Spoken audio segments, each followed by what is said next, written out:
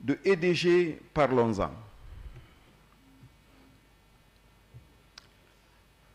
Moi, depuis que je suis là, ça me fait 4 mois, je n'ai reçu aucune facture. Et c'est le cas pour plusieurs d'entre nous. Et chaque fois que je rentre dans une chambre, j'éteins. Les gens qui sont à la maison avec moi pour m'aider, ils l'allument. Et deux fois, des climatiseurs qui tournent, vous venez, vous éteignez et vous allumez. Mais on doit changer nos habitudes et on doit faire beaucoup de pédagogie dans ce sens, comme l'a dit un des honorables. Et parmi ces pédagogies, et même c'est plus que la pédagogie, le Premier ministre Amadou Ouriba a insisté et a donné l'exemple pour que les compteurs prépayés soient installés chez lui. Et il a instruit à ce que ceci soit fait dans tous les départements. L'administration peut se le permettre maintenant. Et on en a fait des conditionnalités dans nos prochains appuis budgétaires ou engagements avec la Banque mondiale. Il faut qu'on fasse des réformes dans ce secteur. Et il demandait l'augmentation du prix de l'électricité.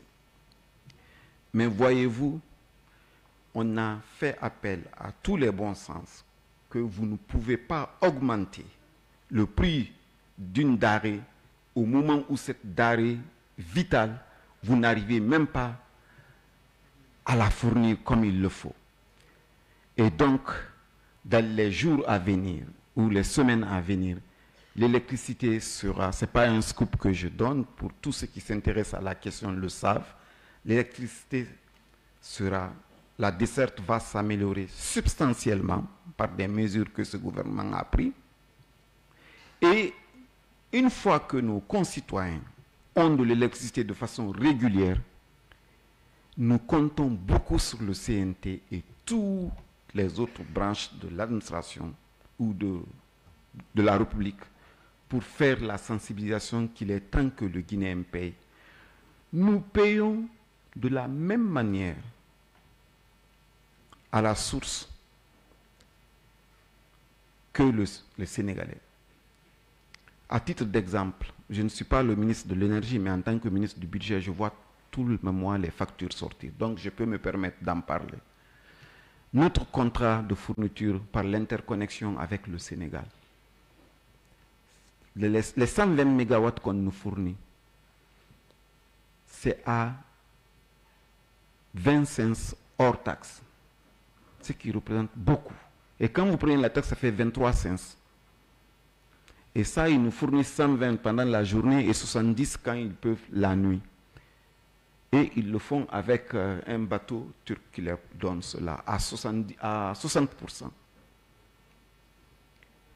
Nous, quand nous branchons le même bateau ici, nos concitoyens veulent l'avoir gratis.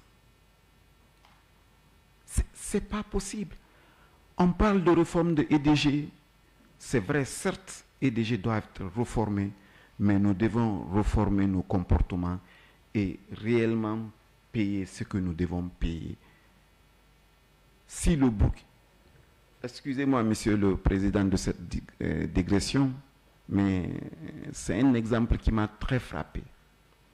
Quand j'étais à la BAD et que j'étais posté au Burkina Faso, en 2014, j'ai assisté en direct à la révolution burkinabé qui a fait partir le président Blaise Compaoré. Il y a eu le Parlement qui a été brûlé et d'autres édifices. Mais le lendemain, ce qui nous a tous frappés, les Burkinabés faisaient la queue pour payer leurs factures d'énergie. Le lendemain même. Pourquoi pas le Guinéen? Pourquoi pas nous? Dès que vous voulez faire payer ou poser des compteurs, on fait de l'interférence politique. Non, non, non, non, ce n'est pas le moment de le faire. Quand est-ce que ça sera le moment? C'est maintenant ou jamais pendant la transition. C'est pendant la transition qu'on peut faire, qu'on peut creuser des sillons de sorte que ça devient une habitude et que personne ne pourra plus dévier de ces réformes. Merci beaucoup, madame, et merci, monsieur le conseiller. Monsieur le Président, c'est sur ces mots que je voudrais m'arrêter et une fois encore en vous remerciant et en vous disant que je fais entièrement mienne vos recommandations. Merci beaucoup.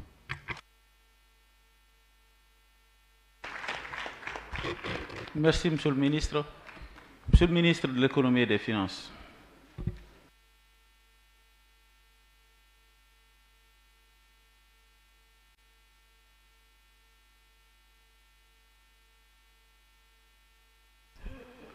Alors, les préoccupations sont claires.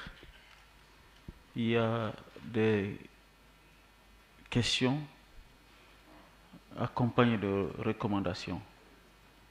Le vote qu'on va accorder à ce volet recettes dépend de la capacité du gouvernement à nous promettre des actions rapides et diligentes pour résoudre aux problématiques qui sont posées. Monsieur le ministre, vous avez la parole.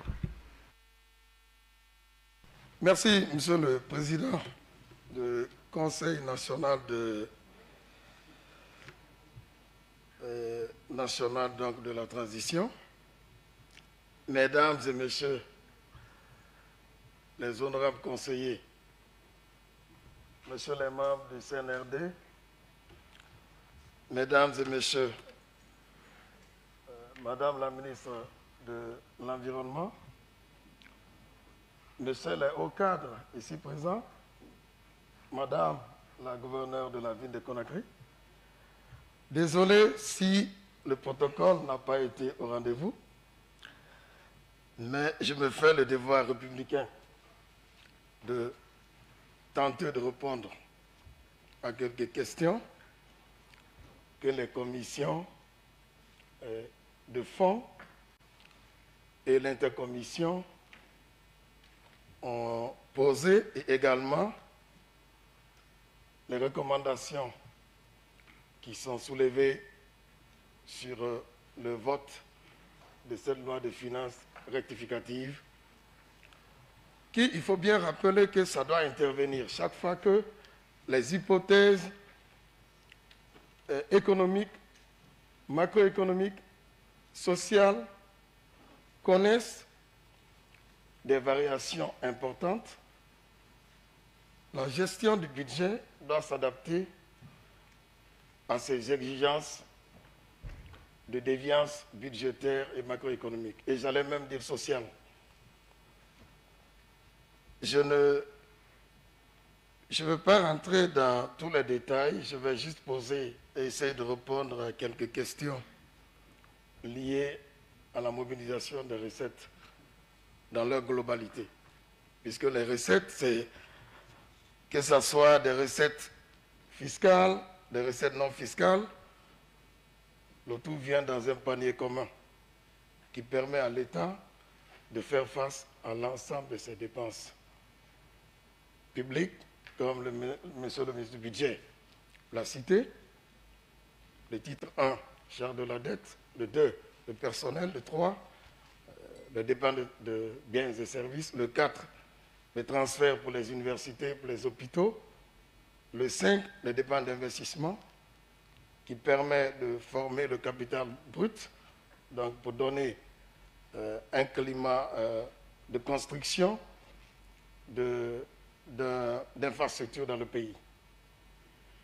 En ce qui concerne les recettes fiscales, je ne vais pas beaucoup m'attarder. Monsieur le ministre du Budget a eu à donner quelques esquisses, mais il me revient en tant que ministre de l'Économie et des Finances de donner d'autres pistes importantes et à confirmer éventuellement vos recommandations. En ce qui concerne la pression fiscale, c'est vrai, c'est une réalité, que nous sommes dans une position moindre par rapport aux autres pays. Puisque la pression fiscale, il faut intégrer l'ensemble des prélèvements de l'État on peut même le mettre en large, c'est-à-dire que prélèvement fiscal, les recettes qui viennent au budget de l'État, mais aussi les recettes qui vont au niveau des organismes de sécurité sociale. Ça peut être plus large.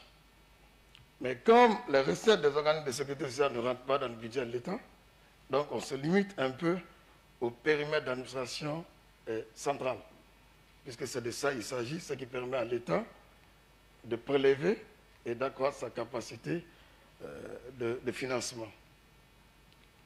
C'est vrai, il y a des déperditions, mais faisons quand même une comparaison. Aussi, il y a des déperditions, mais il y a aussi des avancées. Si nous prenons par exemple la direction générale des douanes, que je vais citer, les tendances de réalisation à date sont pratiquement en plus-value de recettes par rapport aux objectifs assignés dans le budget de l'État. Cela se vérifie sur des tendances de quelques mois où, en élaborant le plan de trésorerie, on sent ce que l'État en a mis en prévision. On voit qu'on encaisse plus que ce qui est en prévision. Donc, il y a quand même des avancées en termes de mobilisation donc, des dites recettes. Et c'est ce qui permet justement de continuer à aller dans le sens justement de la mobilisation et la sécurisation surtout de ces segments de recettes. C'est ce qui fait qu'aujourd'hui, pratiquement à la douane, il a dit, il n'y a que des opérations sont totalement digitalisées, moyennant quelques opérations marginales. Aux impôts, le ministre du Budget encore l'a dit, il faut faire une évaluation. Les impôts aujourd'hui sont à combien? Il y a des efforts qui sont en cours, mais il y a toujours des déperditions que nous allons justement en synergie d'action budget, finance et l'ensemble des départements économiques, nous allons nous y atteler pour réduire les taux de déperdition et digitaliser forcément les autres segments qui sont encore au manuel. C'est pour cela, Monsieur le Président, cette digitalisation n'est pas que isolée au niveau des impôts, ni à la douane. Elle est également aujourd'hui une effectivité à la Direction générale du Trésor, qui est également une régie de recettes, mais axée sur des recettes non fiscales. Mais ce qu'il faut peut-être comprendre, que nous avions deux catégories de recettes, fiscales et non fiscales, qui n'ont pas le même mode d'institution, qui n'ont pas les mêmes actes qui les régissent. Les impôts, c'est le code des impôts. La douane, c'est le code de la douane. Les recettes non fiscales, c'est des actes réglementaires, décrets, arrêtés et d'autres dispositions légales en termes de convention. Donc, les recettes non fiscales, nous sommes en train de les digitaliser pour rendre tout le process totalement automatique. De la conception au niveau sectoriel jusqu'au niveau du paiement. C'est ce qui fait l'objet d'une des recommandations d'ailleurs que vous avez faites, c'est concernant la mise en œuvre du Trésor Paye. Trésor Paye, c'est cette plateforme justement. Aujourd'hui, peut-être que aujourd'hui nous sommes dans la phase test. C'est-à-dire que la base de données